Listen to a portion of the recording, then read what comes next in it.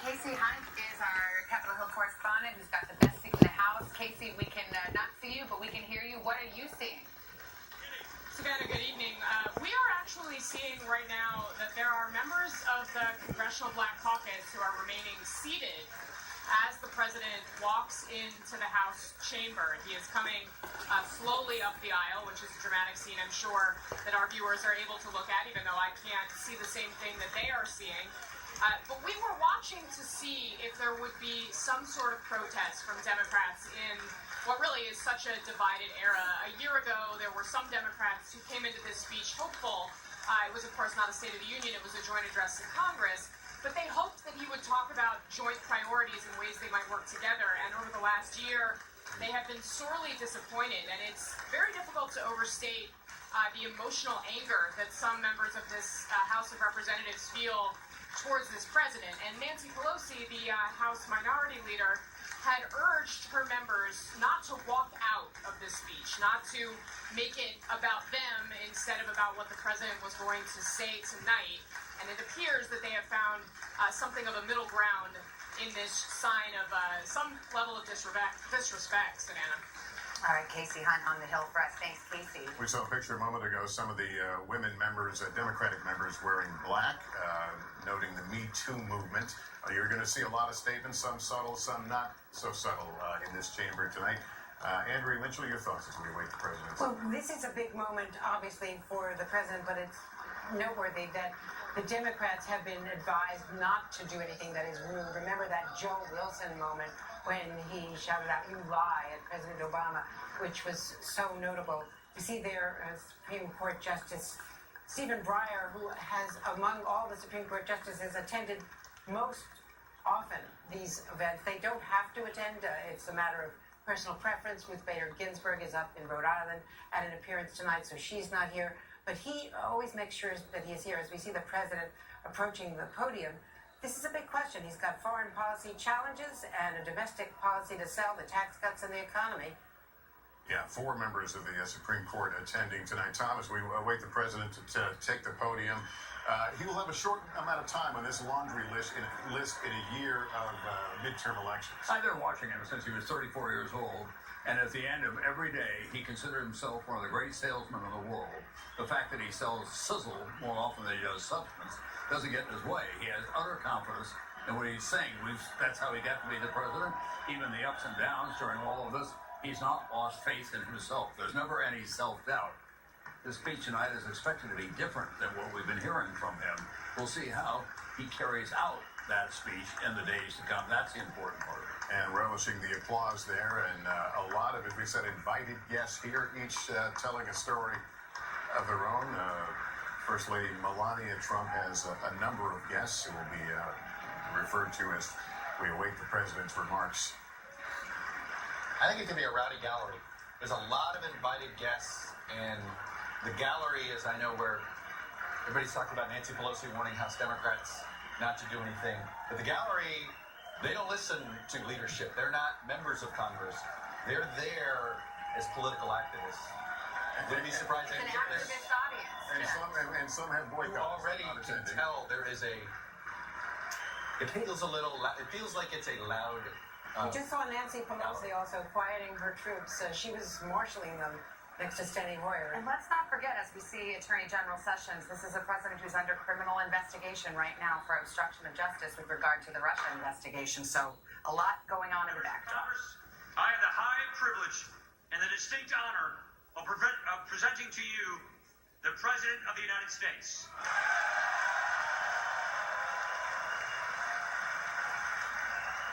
There is a missing major figure in this hall tonight that we ought not to forget about, and that is the Special Prosecutor of the United States, who is at this hour probably meeting with his team, He's not there. where they He go. hovers. He sort of hovers over the chamber, doesn't he? And that is an extraordinarily important part of what's going on in Washington, D.C.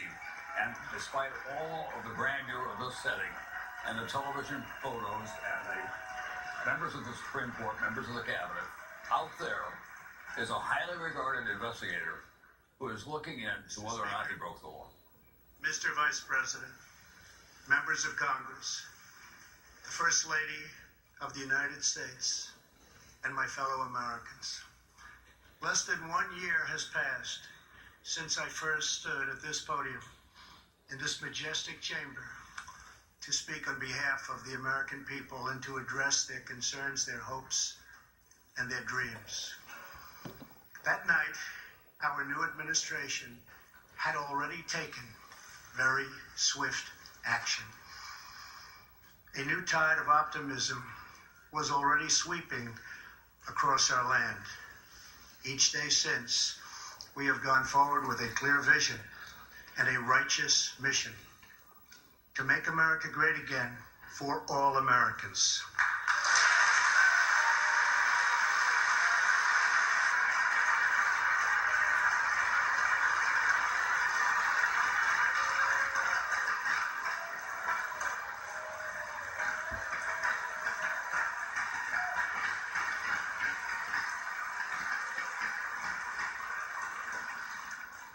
Over the last year, we have made incredible progress and achieved extraordinary success. We have faced challenges we expected and others we could never have imagined. We have shared in the heights of victory and the pains of hardship. We have endured floods and fires and storms. But through it all, we have seen the beauty of America's soul and the steel in America's spine. Each test has forged new American heroes to remind us who we are and show us what we can be. We saw the volunteers of the Cajun Navy racing to the rescue with their fishing boats to save people in the aftermath of a totally devastating hurricane. We saw strangers shielding strangers from a hail of gunfire on the Las Vegas Strip. We heard tales of Americans like Coast Guard Petty Officer Ashley Leopard, who is here tonight in the gallery with Melania.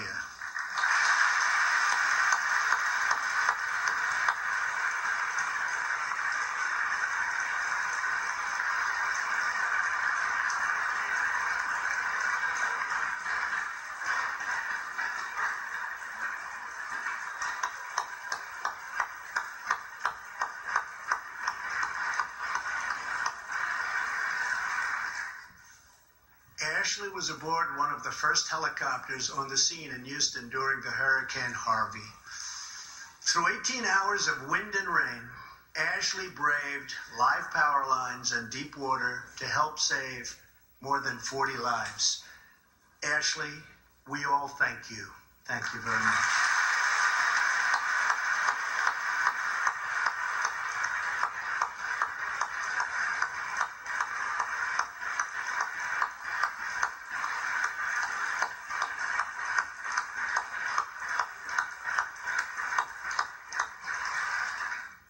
We heard about Americans like firefighter David Dahlberg. He's here with us also. David faced down walls of flame to rescue almost 60 children trapped at a California summer camp threatened by those devastating wildfires. To everyone still recovering in Texas, Florida, Louisiana, Puerto Rico, and the Virgin Islands, everywhere, we are with you. We love you, and we always will pull through together, always.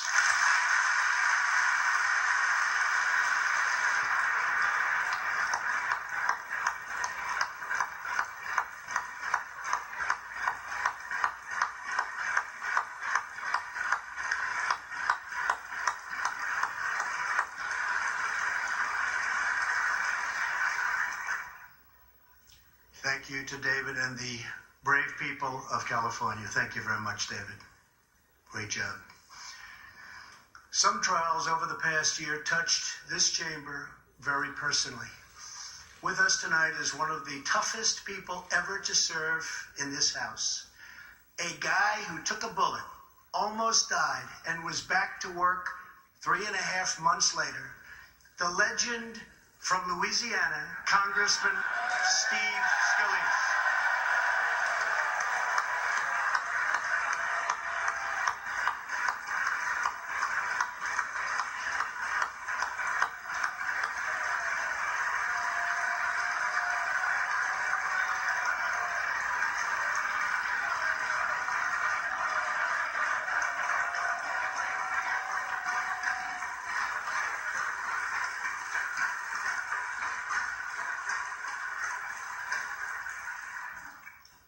think they like you, Steve.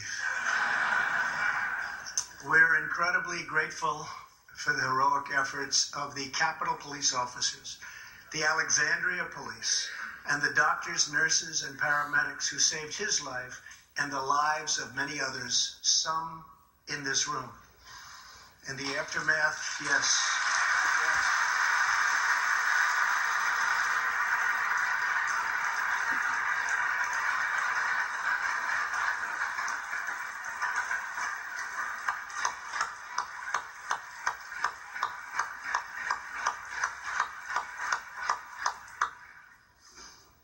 In the aftermath of that terrible shooting, we came together, not as Republicans or Democrats, but as representatives of the people. But it is not enough to come together only in times of tragedy. Tonight, I call upon all of us to set aside our differences, to seek out common ground, and to summon the unity we need to deliver for the people. This is really the key. These are the people we were elected to serve.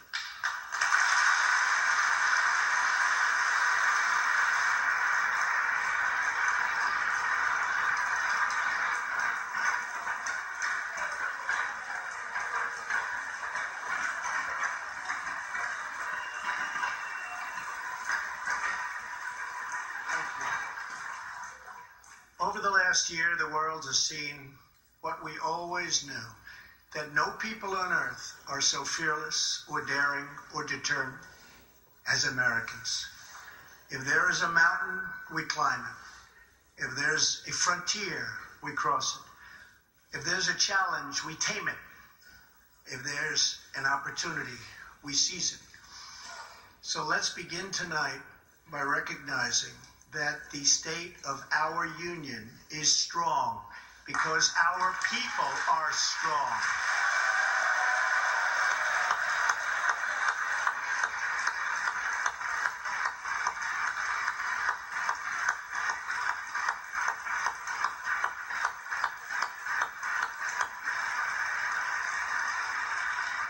And together we are building a safe, strong, and proud America.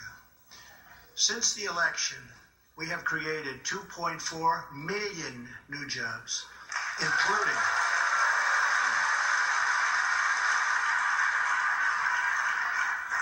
including 200,000 new jobs in manufacturing alone. Tremendous number. After years and years of wage stagnation, we are finally seeing rising wages.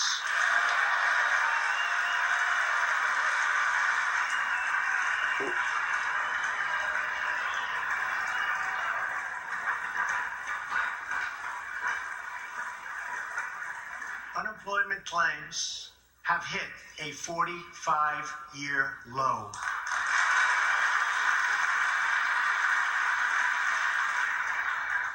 And something I'm very proud of, African American unemployment stands at the lowest rate ever recorded.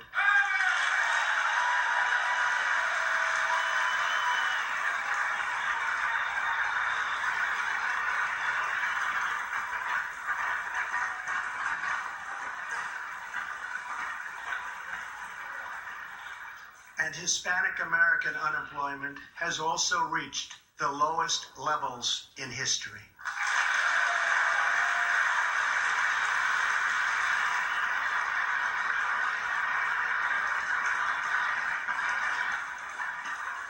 Small business confidence is at an all-time high.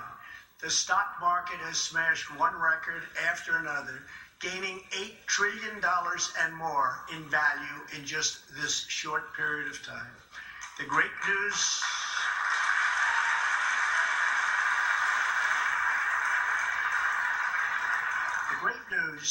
for Americans, 401k, retirement pension, and college savings accounts have gone through the roof.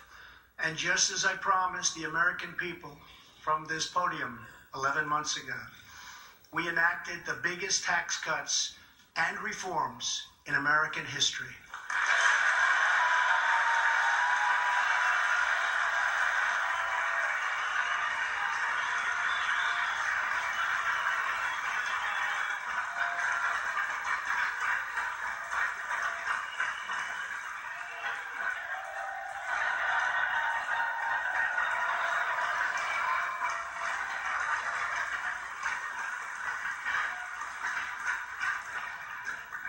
Our massive tax cuts provide tremendous relief for the middle class and small business. To lower tax rates for hardworking Americans, we nearly doubled the standard deduction for everyone.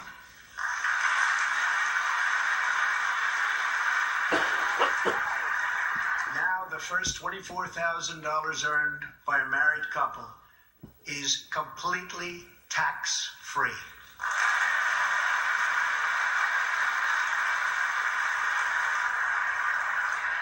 We also doubled the child tax credit.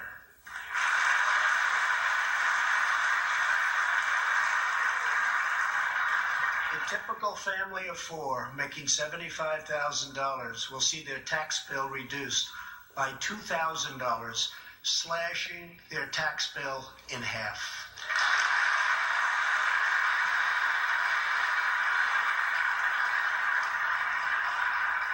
In April, this will be the last time you will ever file under the old and very broken system, and millions of Americans will have more take-home pay starting next month. A lot more.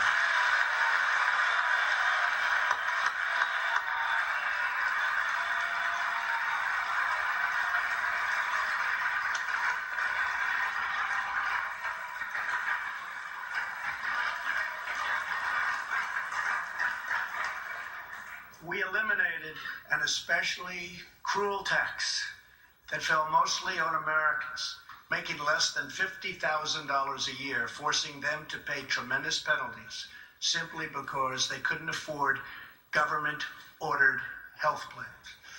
We repealed the core of the disastrous Obamacare. The individual mandate is now gone.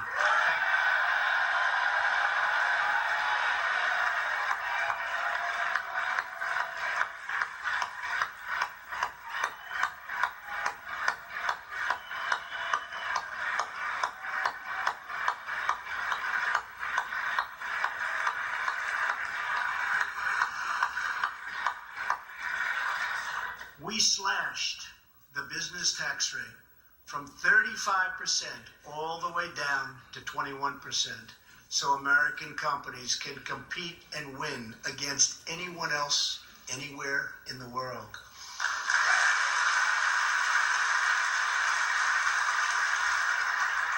These changes alone are estimated to increase average family income by more than $4,000. A lot of money.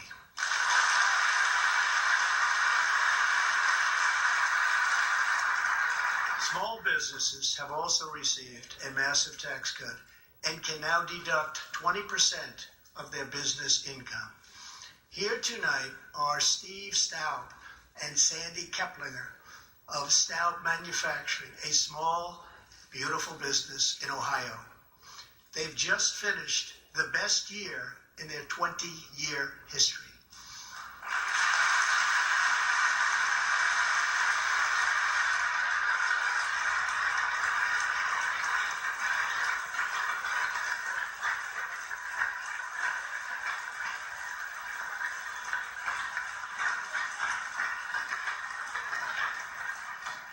Because of tax reform, they are handing out raises, hiring an additional 14 people, and expanding into the building next door. Good feeling.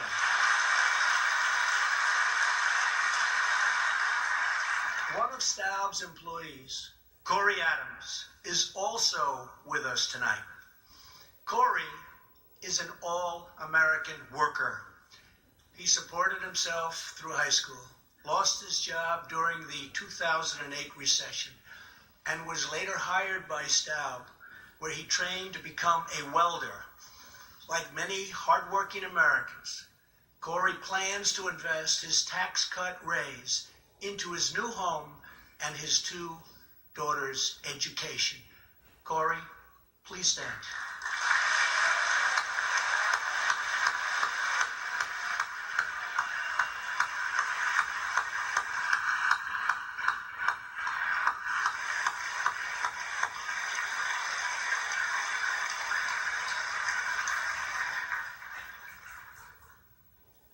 he's a great welder. I was told that by the man that owns that company that's doing so well. So congratulations, Corey.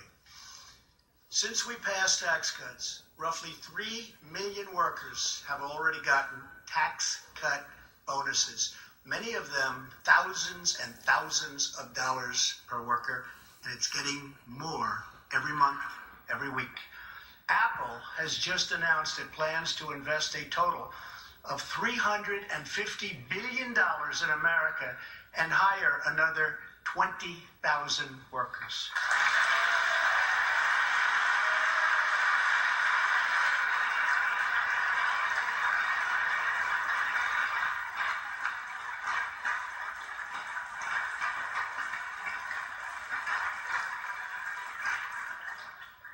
And just a little while ago, ExxonMobil announced a $50 billion investment in the United States. Just a little while.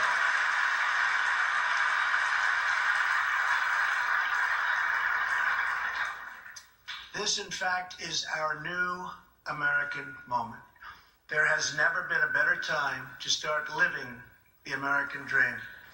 So to every citizen watching at home tonight, no matter where you've been or where you've come from, this is your time. If you work hard, if you believe in yourself, if you believe in America, then you can dream anything. You can be anything. And together, we can achieve absolutely anything.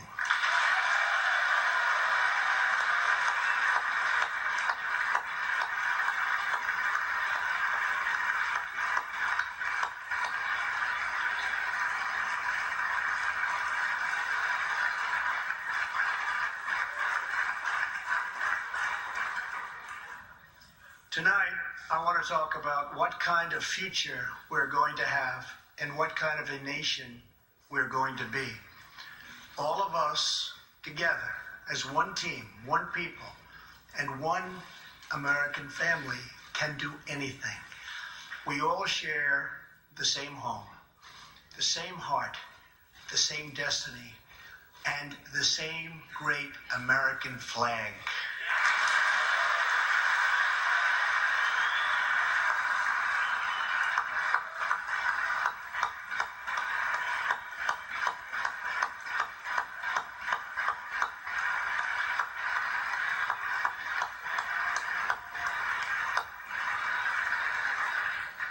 Together, we are rediscovering the American way.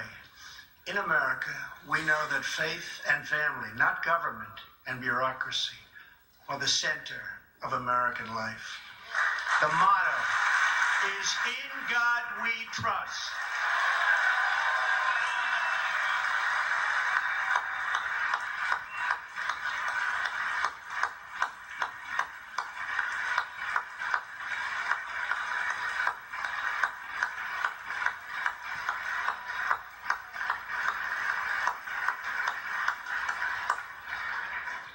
And we celebrate our police, our military, and our amazing veterans as heroes who deserve our total and unwavering support.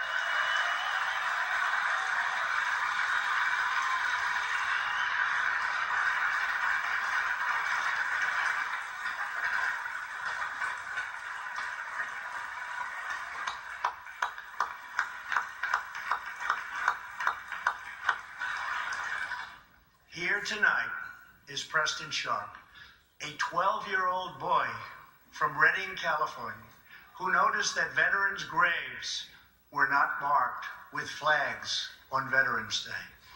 He decided all by himself to change that and started a movement that has now placed 40,000 flags at the graves of our great heroes. Preston, a job well done.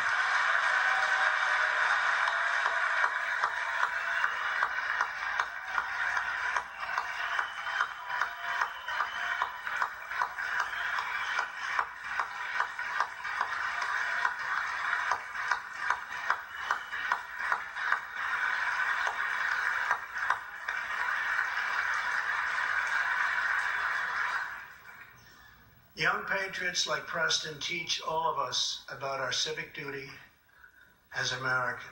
And I met Preston a little while ago, and he is something very special that I can tell you. Great future. Thank you very much for all you've done, Preston. Thank you very much.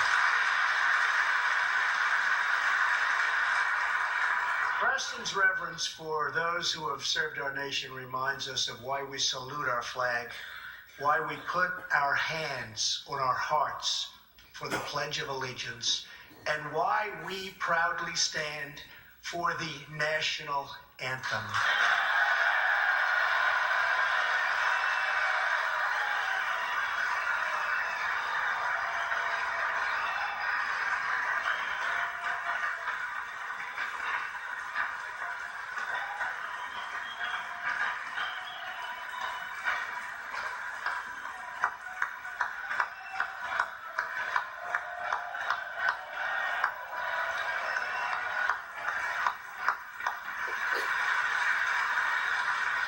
Americans love their country, and they deserve a government that shows them the same love and loyalty in return.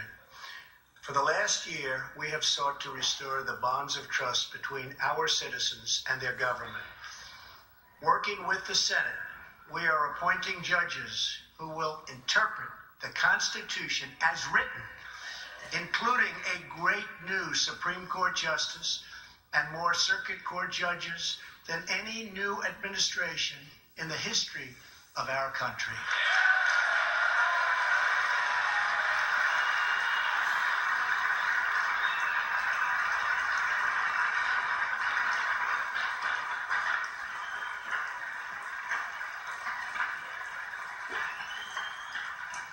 We are totally defending our Second Amendment and have taken historic actions to protect religious liberty.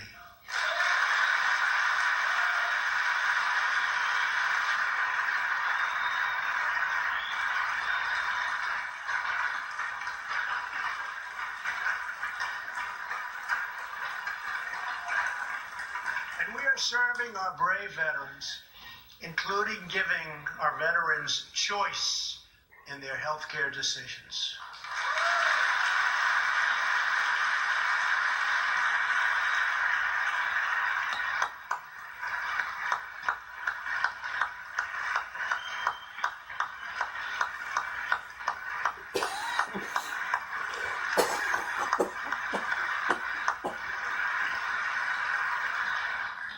Last year, Congress also passed, and I signed, the landmark VA Accountability Act.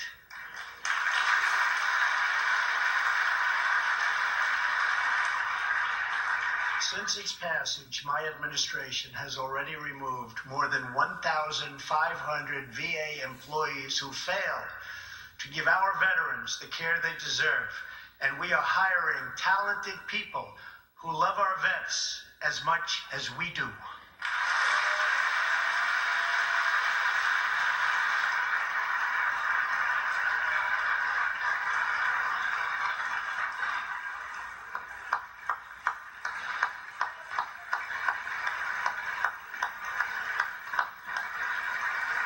I will not stop until our veterans are properly taken care of, which has been my promise to them from the very beginning of this great journey.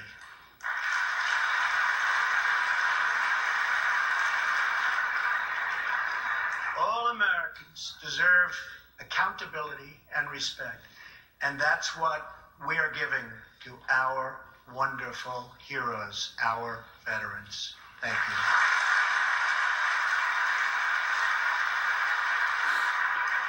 So tonight I call on Congress to empower every cabinet secretary with the authority to reward good workers and to remove federal employees who undermine the public trust or fail the American people.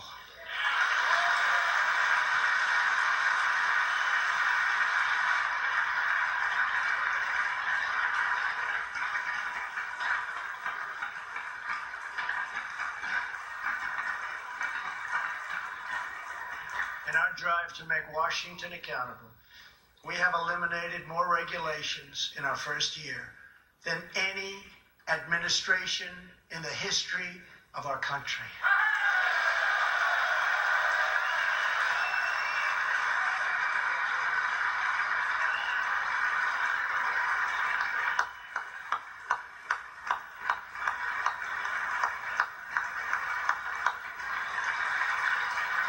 We have ended the war on American energy, and we have ended the war on beautiful, clean coal.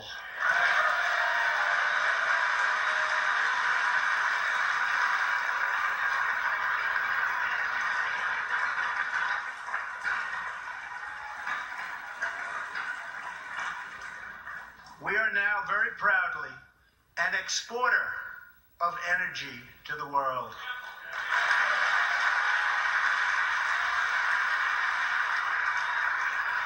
In Detroit, I halted government mandates that crippled America's great, beautiful auto workers so that we can get Motor City revving its engines again. And that's what's happening.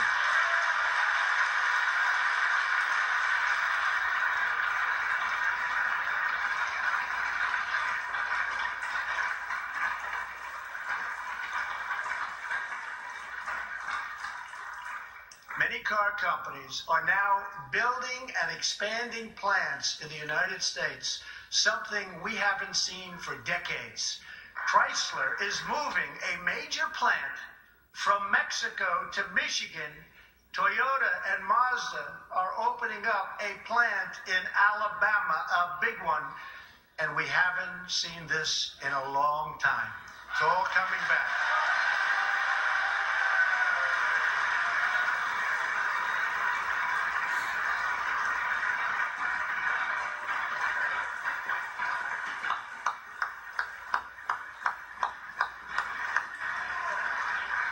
Very soon, auto plants and other plants will be opening up all over our country.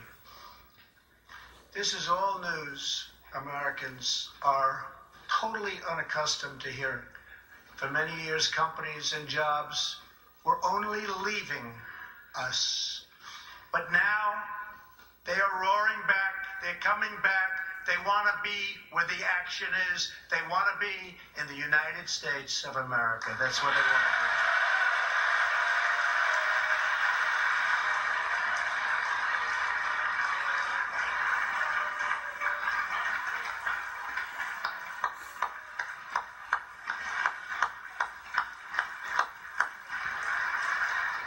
be. Exciting progress is happening every single day. To speed access to breakthrough cures and affordable generic drugs, last year, the FDA approved more new and generic drugs and medical devices than ever before in our country's history.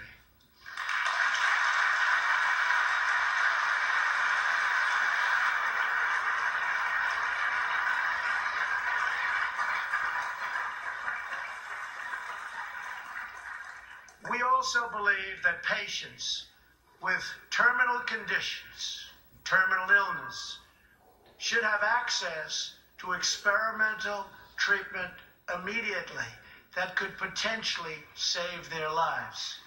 People who are terminally ill should not have to go from country to country to seek a cure. I want to give them a chance right here at home. It's time for Congress to give these wonderful, incredible Americans the right to try.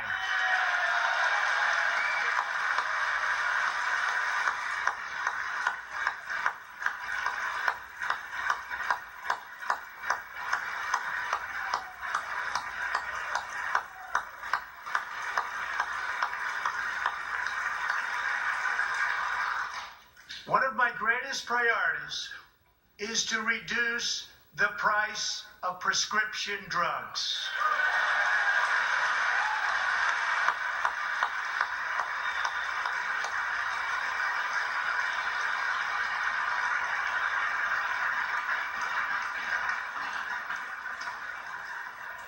In many other countries, these drugs cost far less than what we pay in the United States, and it's very, very unfair. That is why I've directed my administration to make fixing the injustice of high drug prices one of my top priorities for the year.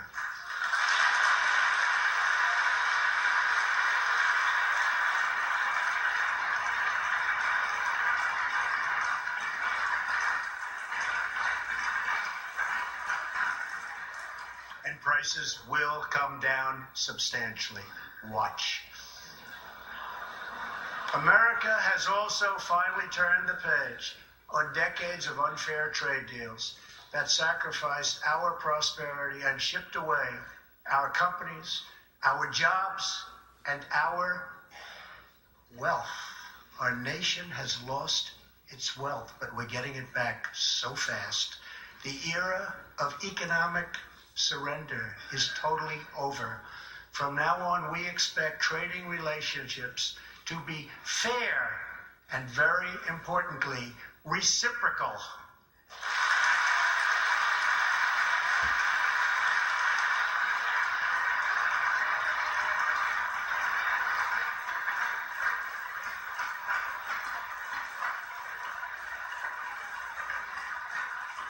We will work to fix bad trade deals and negotiate new ones, and they'll be good ones, but they'll be fair. And we will protect American workers and American intellectual property through strong enforcement of our trade rules.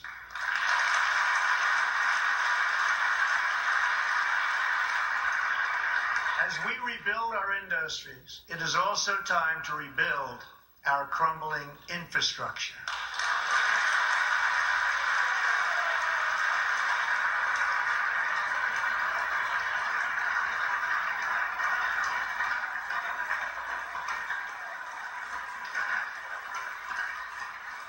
America is a nation of builders. We built the Empire State Building in just 1 year. Isn't it a disgrace that it can now take 10 years just to get a minor permit approved for the building of a simple road?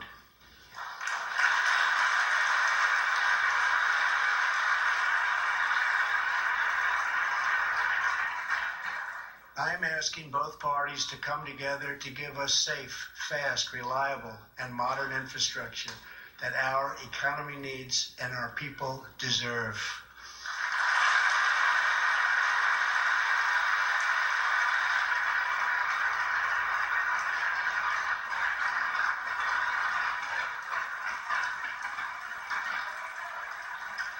Tonight, I'm calling on Congress to produce a bill that generates at least $1.5 trillion for the new infrastructure investment that our country so desperately needs.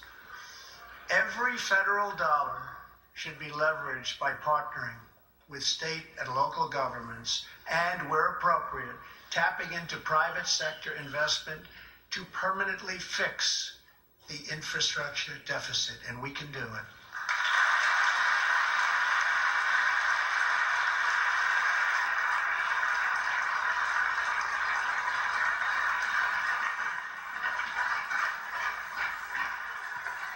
Any bill must also streamline the permitting and approval process, getting it down to no more than 2 years and perhaps even 1. Together, we can reclaim our great building heritage.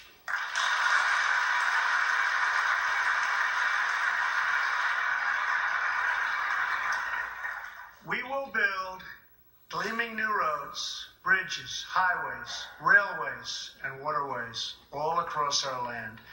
And we will do it with American heart, American hands, and American grit.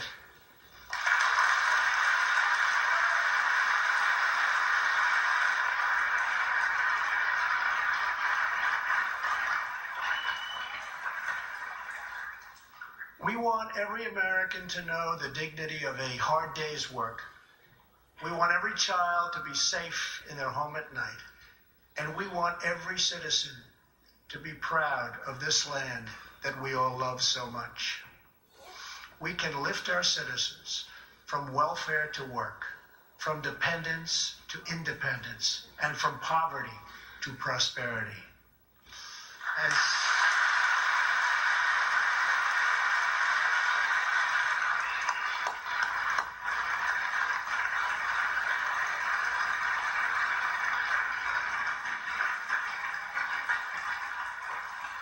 As tax cuts create new jobs. Let's invest in workforce development, and let's invest in job training, which we need so badly.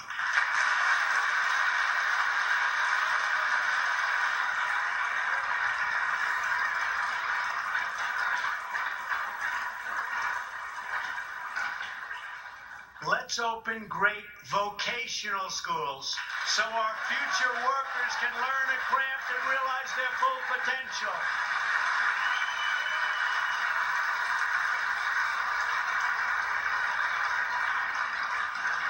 And let's support working families by supporting paid family leave.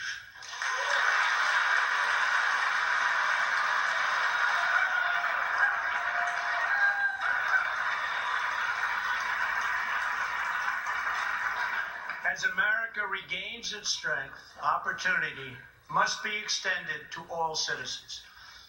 That is why this year we will embark on reforming our prisons to help former inmates who have served their time get a second chance at life.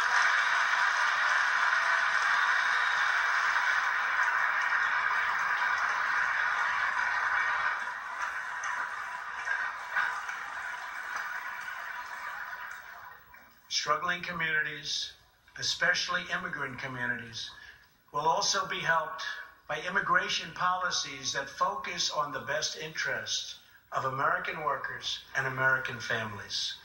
For decades, open borders have allowed drugs and gangs to pour into our most vulnerable communities. They've allowed millions of low-wage workers to compete for jobs and wages against the poorest Americans. Most tragically, they have caused the loss of many innocent lives. Here tonight are two fathers and two mothers, Evelyn Rodriguez, Freddie Cuevas, Elizabeth Alvarado, and Robert Mickens. Their two teenage daughters, Kayla Cuevas and Nisa Mickens, were close friends on Long Island. But in September 2016, on the eve of Nisa's 16th birthday, such a happy time it should have been, neither of them came home. These two precious girls were brutally murdered while walking together in their hometown. 6 members of the savage MS-13 gang have been charged with Kayla and Nisa's murders. Many of these gang members took advantage of glaring loopholes in our laws to enter the country as illegal, unaccompanied, alien minors and wound up in Kayla and Nisa's high school. Evelyn, Elizabeth, Freddie, and Robert, tonight everyone in this chamber is praying for you.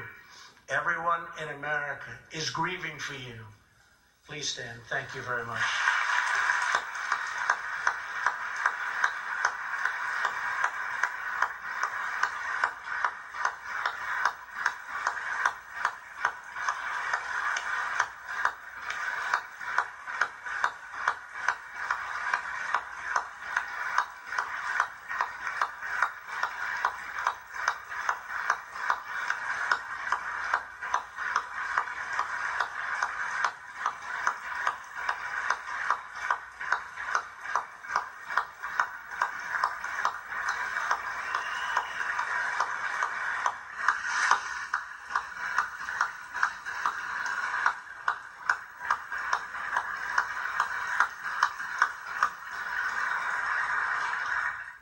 I want you to know that 320 million hearts are right now breaking for you. We love you. Thank you.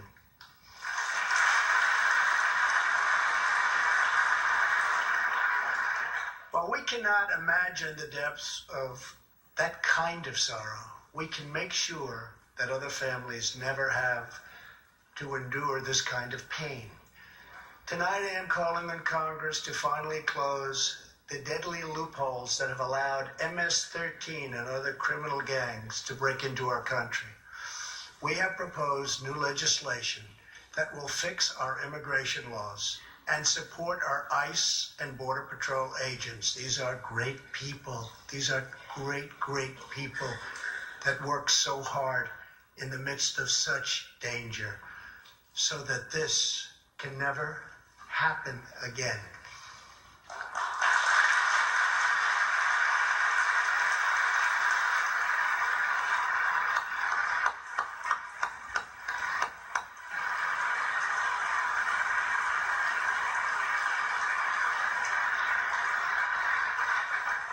The United States is a compassionate nation.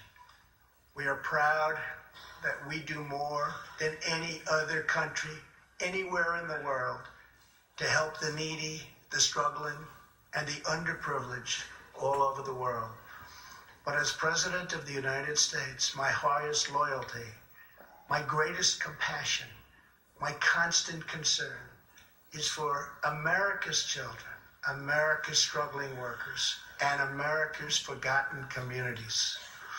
I want our youth to grow up to achieve great things. I want our poor to have their chance to rise. So tonight I am extending an open hand to work with members of both parties, Democrats and Republicans, to protect our citizens of every background, color, religion, and creed.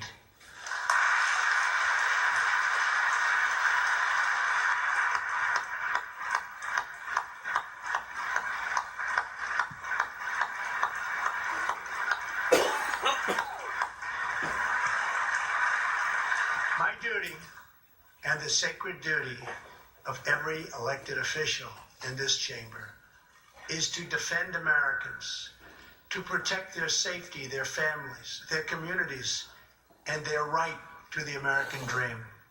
Because Americans are dreamers too.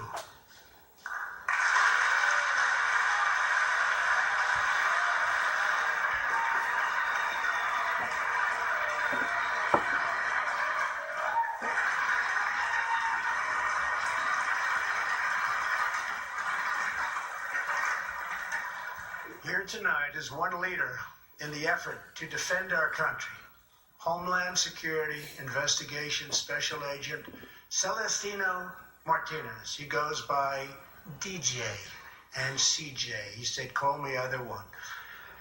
So we'll call you CJ. Served 15 years in the Air Force before becoming an ICE agent and spending the last 15 years fighting gang violence and getting dangerous criminals off of our streets. Tough job. At one point, MS-13 leaders ordered CJ's murder, and they wanted it to happen quickly. But he did not cave to threats or to fear. Last May, he commanded an operation to track down gang members on Long Island. His team has arrested nearly 400, including more than 220 MS-13 gang members. And I have to tell you, what the Border Patrol and ICE have done, we have sent thousands and thousands and thousands of MS-13 horrible people out of this country or into our prisons. So I just want to congratulate you, CJ. You're a brave guy. Thank you very much.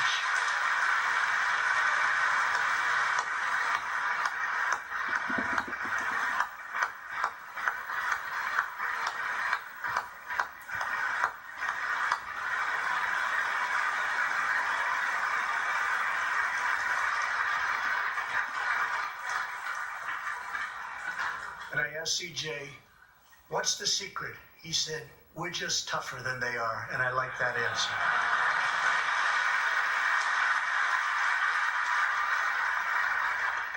Now let's get Congress to send you and all of the people in this great chamber have to do it. We have no choice. CJ, we're going to send you reinforcements, and we're going to send them to you quickly. It's what you do.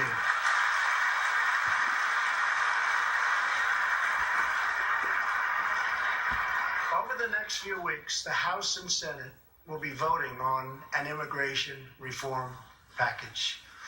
In recent months, my administration has met extensively with both Democrats and Republicans to craft a bipartisan approach to immigration reform. Based on these discussions, we presented Congress with a detailed proposal that should be supported by both parties as a fair compromise, one where nobody gets everything they want, but where our country gets the critical reforms it needs and must have.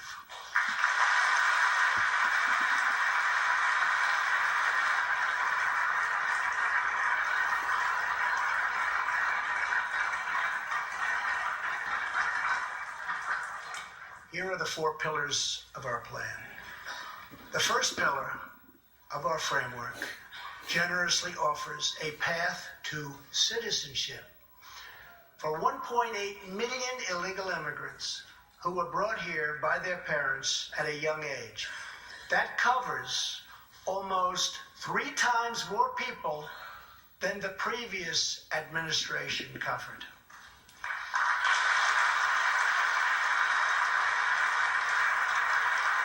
Under our plan, those who meet education and work requirements and show good moral character will be able to become full citizens of the United States over a 12-year period.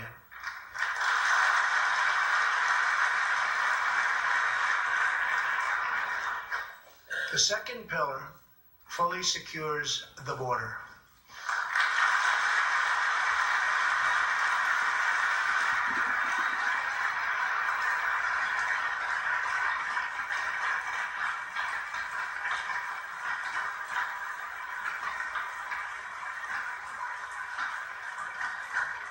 That means building a great wall on the southern border, and it means hiring more heroes like CJ to keep our communities safe.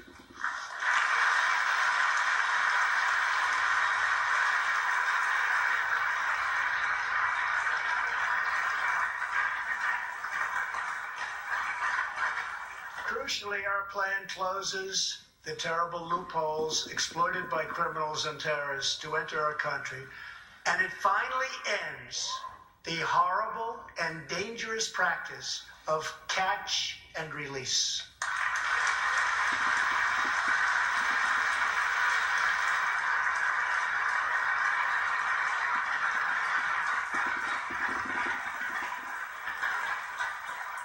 The third pillar ends the visa lottery, a program that randomly hands out green cards without any regard for skill, merit, or the safety of American people.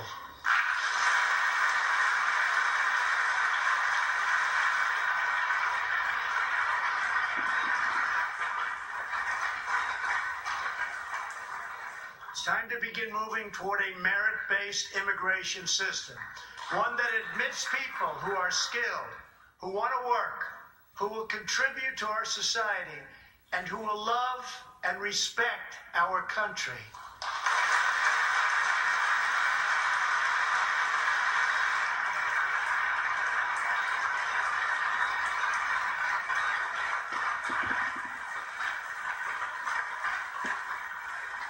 The fourth and final pillar protects the nuclear family by ending chain migration.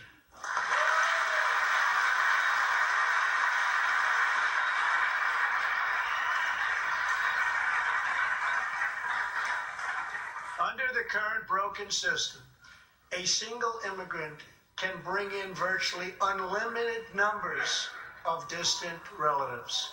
Under our plan, we focus on the immediate family by limiting sponsorships to spouses and minor children.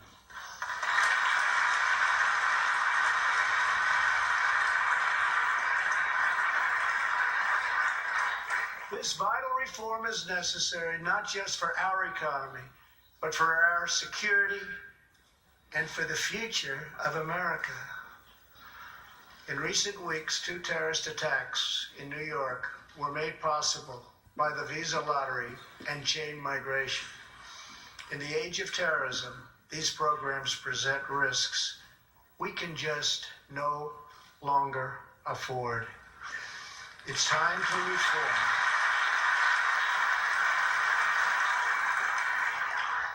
These outdated immigration rules and finally bring our immigration system into the 21st century.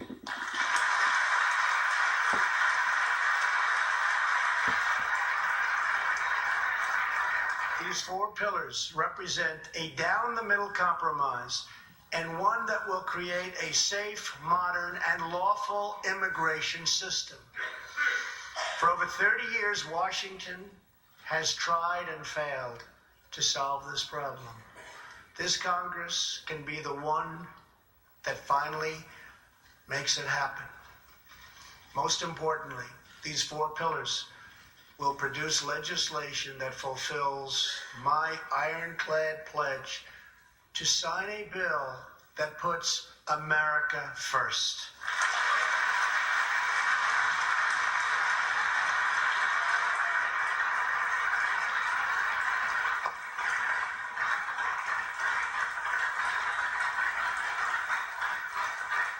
So let's come together, set politics aside, and finally get the job done.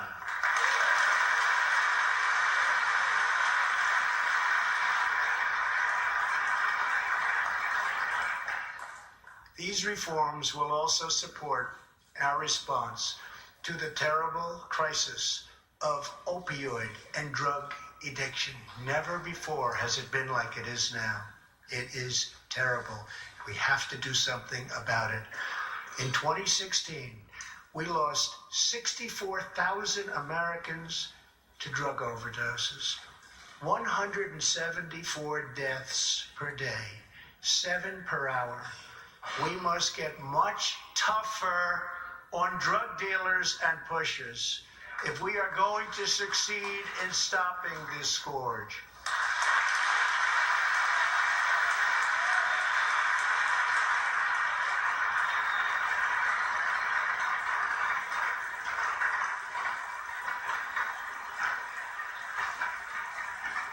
My administration is committed to fighting the drug epidemic and helping get treatment for those in need, for those who have been so terribly hurt.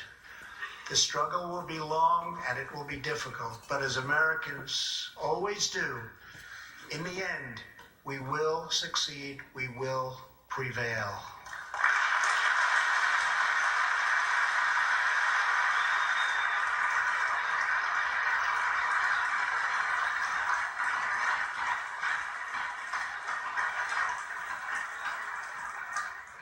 As we have seen tonight, the most difficult challenges bring out the best in America. We see a vivid expression of this truth in the story of the Holetz family of New Mexico. Ryan Holetz is 27 years old, an officer with the Albuquerque Police Department. He's here tonight with his wife, Rebecca.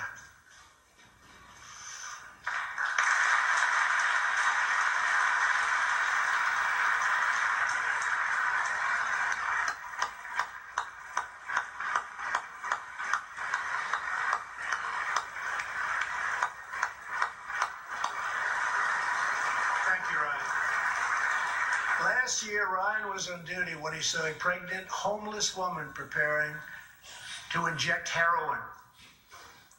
When Ryan told her she was going to harm her unborn child, she began to weep. She told him she didn't know where to turn, but badly wanted a safe home for her baby. In that moment, Ryan said he felt God speak to him. "You will do it. Because you can." He heard those words. He took out a picture of his wife and their 4 kids. Then he went home to tell his wife, Rebecca. In an instant, she agreed to adopt. The Holetz named their new daughter Hope.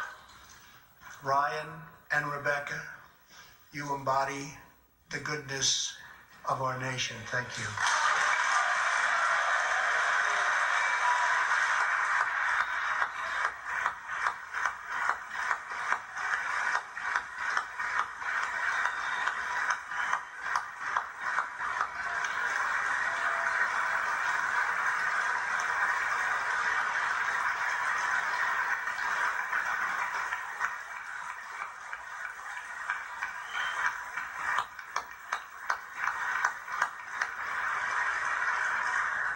Thank you, Ryan and Rebecca. As we rebuild America's strength and confidence at home, we are also restoring our strength and standing abroad. Around the world, we face rogue regimes, terrorist groups, and rivals like China and Russia that challenge our interests, our economy, and our values. In confronting these horrible dangers, we know that weakness is the surest path to conflict, and unmatched power is the surest means to our true and great defense. For this reason, I am asking Congress to end the dangerous defense sequester and fully fund our great military.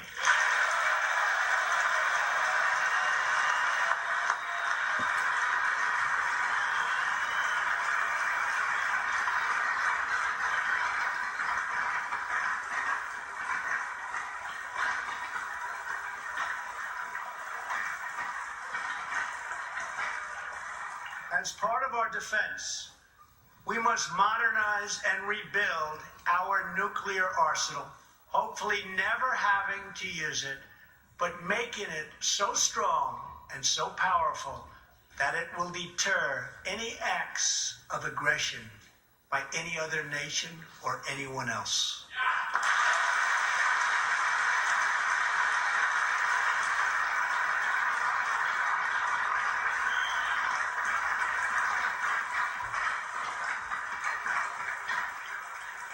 Perhaps someday in the future there will be a magical moment when the countries of the world will get together to eliminate their nuclear weapons.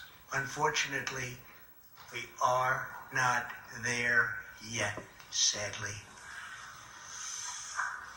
Last year, I also pledged that we would work with our allies to extinguish ISIS from the face of the earth. 1 year later, I am proud to report that the coalition to defeat ISIS has liberated very close to 100% of the territory just recently held by these killers in Iraq and in Syria and in other locations as well.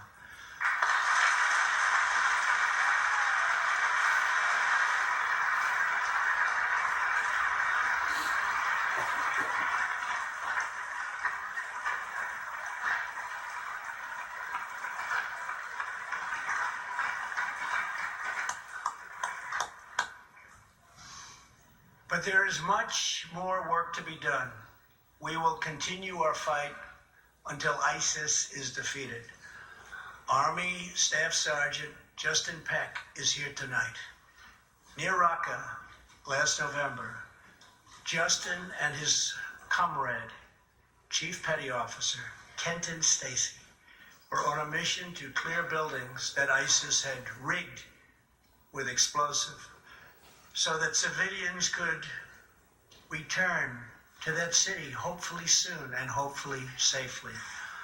Clearing the second floor of a vital hospital, Kenton Stacy was severely wounded by an explosion. Immediately, Justin bounded into the booby-trapped and unbelievably dangerous and unsafe building and found Kenton, but in very, very bad shape. He applied pressure to the wound and inserted a tube to reopen an airway. He then performed CPR for 20 straight minutes during the ground transport and maintained artificial respiration through 2.5 hours and through emergency surgery. Kenton Stacy would have died if it were not for Justin's selfless love for his fellow warrior. Tonight, Kenton is recovering in Texas. Raqqa is liberated, and Justin is wearing his new Bronze Star with a V for Valor. Staff Sergeant Peck. All of America salutes that.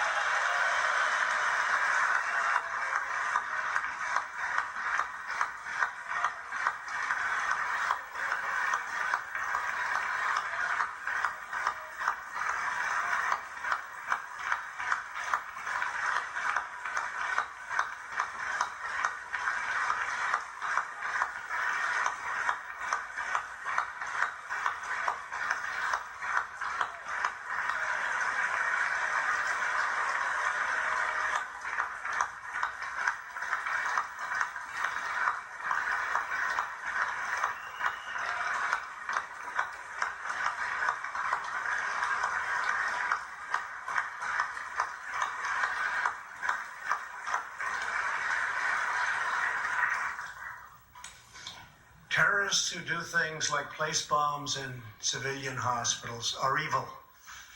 When possible, we have no choice but to annihilate them. When necessary, we must be able to detain and question them. But we must be clear. Terrorists are not merely criminals. They are unlawful enemy combatants.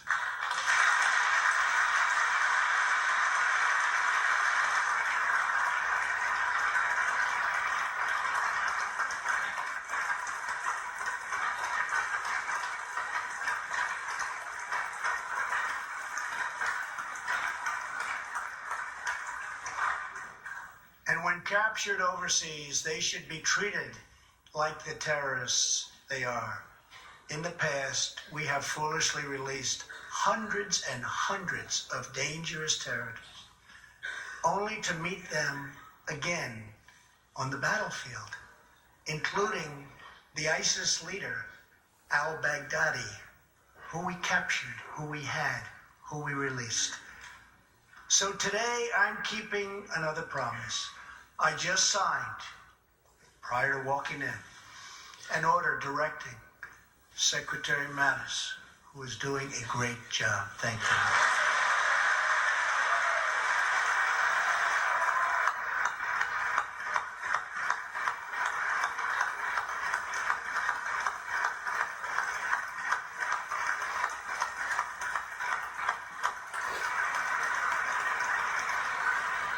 To re-examine our military detention policy and to keep open the detention facilities in Guantanamo Bay.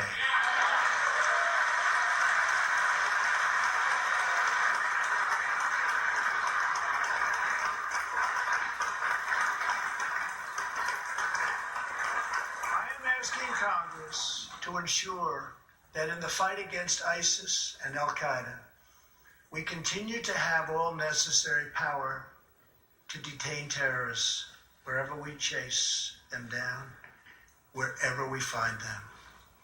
And in many cases, for them, it will now be Guantanamo Bay.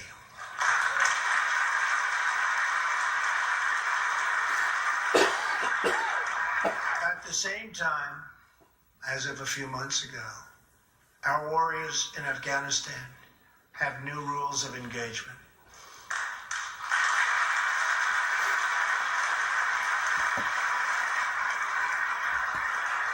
Along with their heroic Afghan partners, our military is no longer undermined by artificial timelines, and we no longer tell our enemies our plans.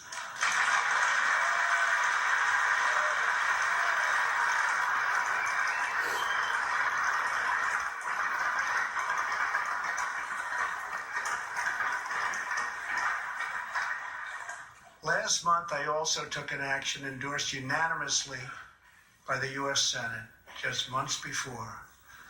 I recognized Jerusalem as the capital of Israel.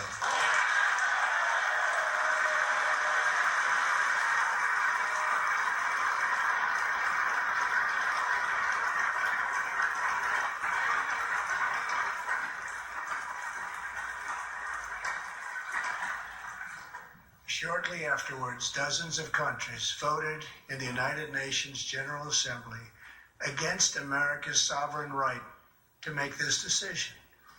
In 2016, American taxpayers generously sent those same countries more than $20 billion in aid.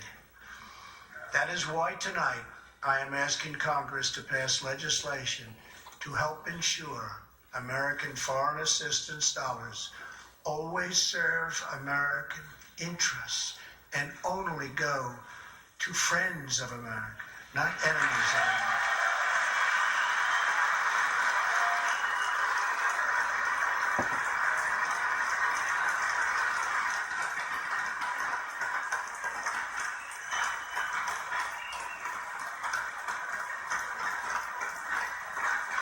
As we strengthen friendships all around the world, we are also restoring clarity about our adversaries.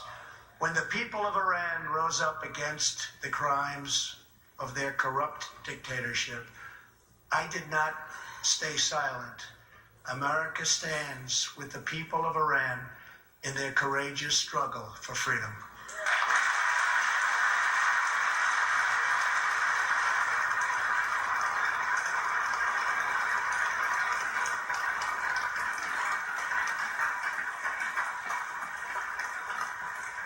I am asking Congress to address the fundamental flaws in the terrible Iran nuclear deal. My administration has also imposed tough sanctions on the communist and socialist dictatorships in Cuba and Venezuela.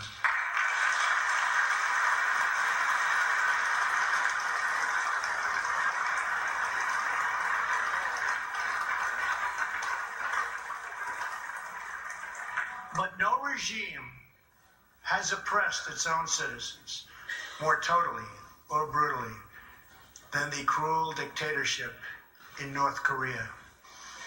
North Korea's reckless pursuit of nuclear missiles could very soon threaten our homeland. We are waging a campaign of maximum pressure to prevent that from ever happening. Past experience has taught us that complacency and concessions only invite aggression and provocation. I will not repeat the mistakes of past administrations that got us into this very dangerous position. We need only look at the depraved character of the North Korean regime to understand the nature of the nuclear threat it could pose to America and to our allies. Otto Warmbier was a hard-working student at the University of Virginia, and a great student he was. On his way to study abroad in Asia, Otto joined a tour to North Korea. At its conclusion, this wonderful young man was arrested and charged with crimes against the state. After a shameful trial, the dictatorship sentenced Otto to 15 years of hard labor before returning him to America last June, horribly injured and on the verge of death. He passed away just days after his return. Otto's wonderful parents, Fred and Cindy Warmbier, are here with us tonight, along with Otto's brother and sister, Austin and Greta. Please.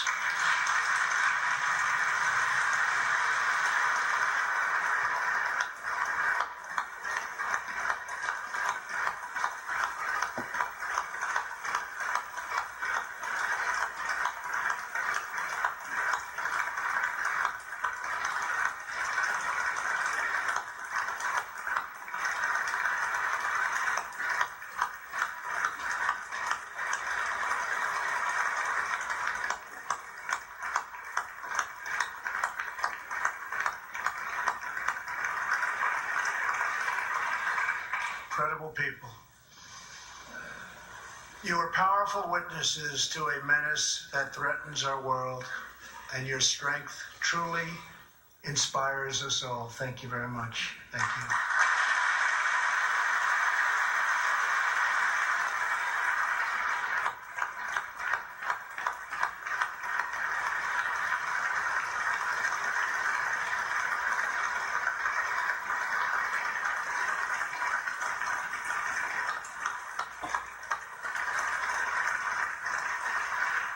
Tonight we pledge to honor Otto's memory with total American resolve.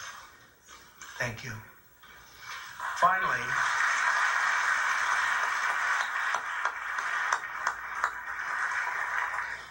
we are joined by one more witness to the ominous nature of this regime. His name is Mr. Ji Sung Ho.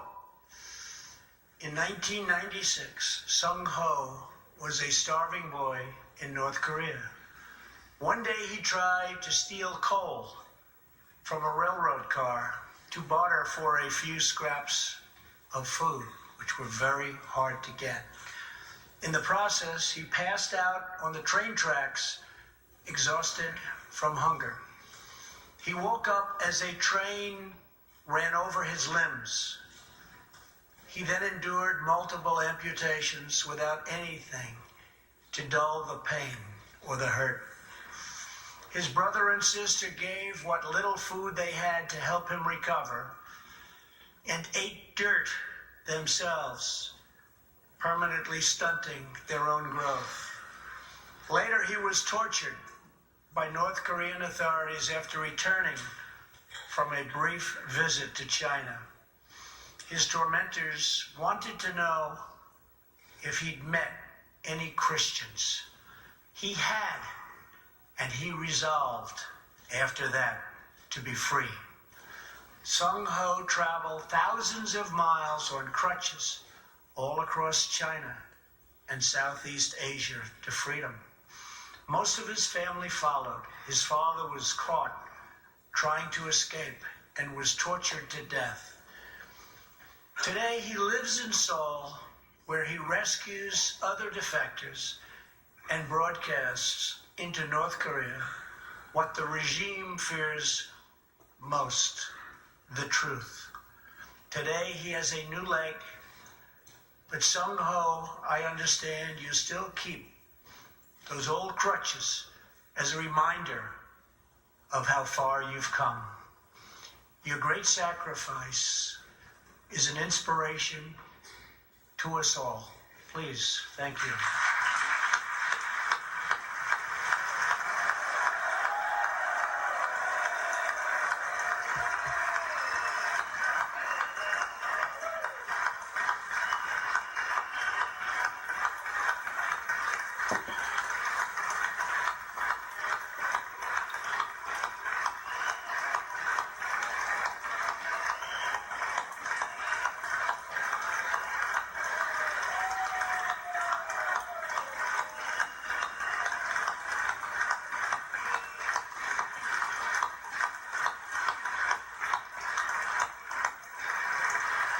Sung Ho's story is a testament to the yearning of every human soul to live in freedom. It was that same yearning for freedom that nearly 250 years ago gave birth to a special place called America. It was a small cluster of colonies caught between a great ocean and a vast wilderness. It was home to an incredible people with a revolutionary idea that they could rule themselves, that they could chart their own destiny, and that together they could light up the entire world. That is what our country has always been about. That is what Americans have always stood for, always strived for, and always done. Atop the dome of this Capitol stands the Statue of Freedom. She stands tall and dignified among the monuments to our ancestors who fought and lived and died to protect her.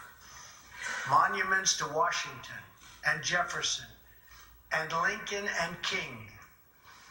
Memorials to the heroes of Yorktown and Saratoga, to young Americans who shed their blood on the shores of Normandy and the fields beyond, and others who went down in the waters of the Pacific and the skies all over Asia.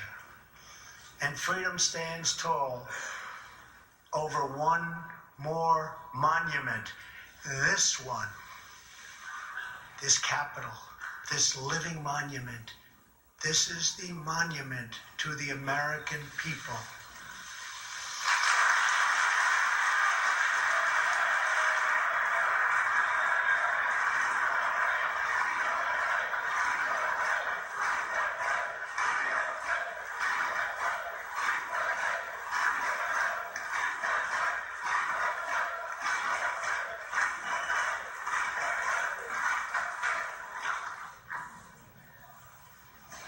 We're a people whose heroes live not only in the past, but all around us, defending hope, pride, and defending the American way. They work in every trade. They sacrifice to raise a family. They care for our children at home. They defend our flag abroad. And they are strong moms and brave kids. They are firefighters and police officers and border agents, medics and Marines. But above all else, they are Americans. And this capital, this city, this nation belongs entirely to them.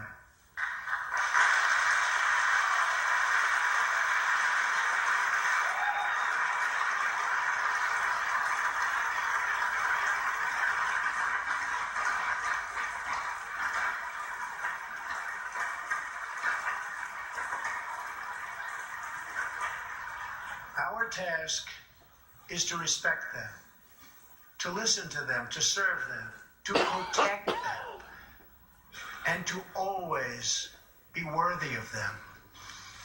Americans fill the world with art and music.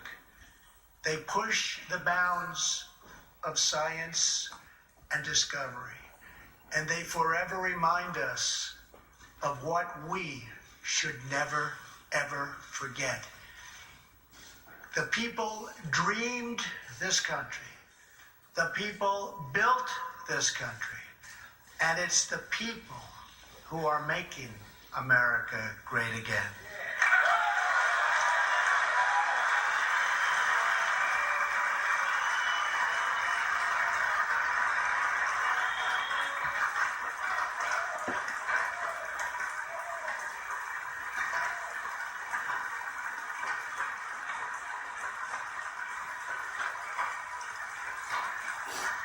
As long as we are proud of who we are and what we are fighting for, there is nothing we cannot achieve. As long as we have confidence in our values, faith in our citizens, and trust in our God, we will never fail. Our families will thrive. Our people will prosper. And our nation will forever be safe and strong and proud and mighty and free. Thank you, and God bless America. Good night.